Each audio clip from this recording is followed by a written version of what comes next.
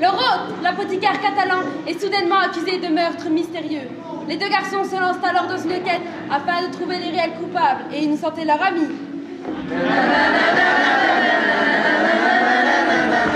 Où cela va-t-il les mener?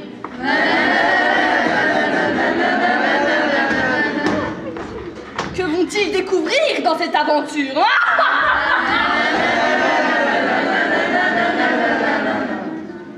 Quel est les mobiles du crime? À quel obstacle feront-ils face? François préfère la cuisine à la médecine. Il utilise les plantes à des fins culinaires. Son ami Félix Laretti, que j'espère employé de la faculté de médecine. Il rencontre celle de Loupers.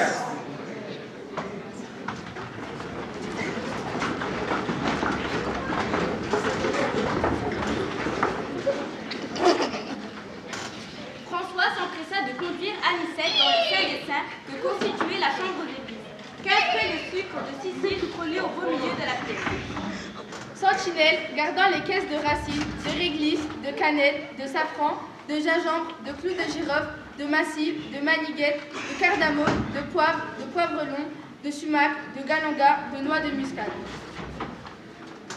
Et qu'avez-vous accompli auprès de la corporation des apothicaires?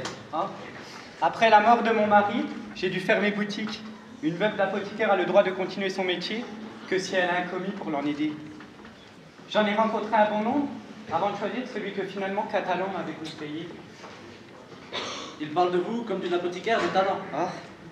J'ai appris le métier par mon père et à sa mort, bêtement, je me suis marié avec son commis. Pierre était un bon à rien, feignant, coureur de jupons.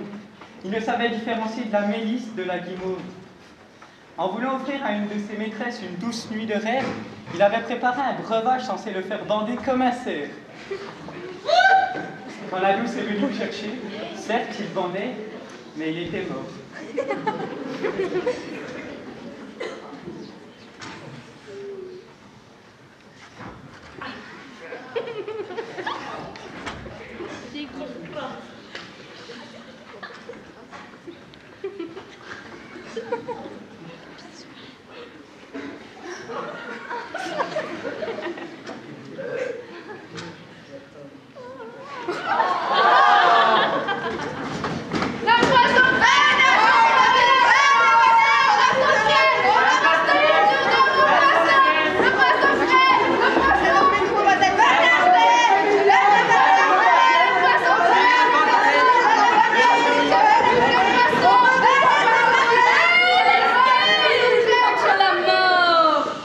La mort vaincue? Vous serez guéri de tout vos maux. Douce, mais acide. Venez écouter. Moi j'en veux. Tenez. Moi aussi j'en veux. Moi j'en veux. Venez. J'en ai plein. Ce mélange a l'air fameux. Oui, il est étrange, doux et acide à la fois. Mais quoi? Mais il est bizarre, oui, bizarre. Je me sens bizarre tout à coup.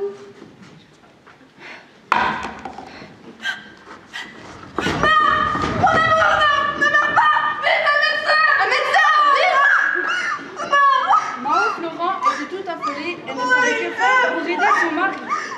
Les passants avaient appelé les secours. Le prévôt et les docteurs arrivèrent pour tenter de réanimer Jean. Bonjour. Mon mari est mort. Étiez-vous à Beauclair pour la Sainte-Madeleine? Oui. En auriez-vous bu? Non, pas avec mon bébé. Malgré l'assistance de son mari, qui lui l'avait trouvée fort bonne, elle avait refusé. Est-ce que Jean vous en aurait-il dit plus? Que c'était un mélange nouveau. Et même qu'il était doux et acide à la fois.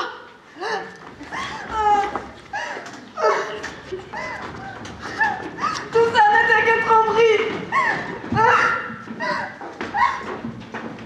Des gens meurent. François et son ami enquêtent sur ces morts car leur ami catalan l'apothicaire a été accusé d'empoisonnement. Il cherche à prouver son innocence en trouvant la cause et le véritable coupable. Anicette et François sont plus intimes. Il va bientôt mourir, ainsi qu'aux autres personnes. L'épidémie et la panique se propagent. Ils se rendent à Bologne pour aller consulter le savant Aldrovandi.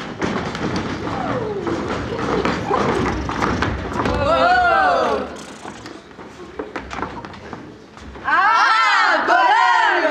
Hé, regardez ces filles! Ah, c'est beau! C'est magnifique! Wow. Et la cathédrale là-bas, regardez la Oh, elle est belle! Nous savons ce que vous cherchez. Retrouvez-nous. Près de la cathédrale, c'est fini.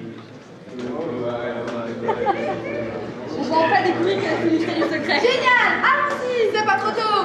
Le soir venu,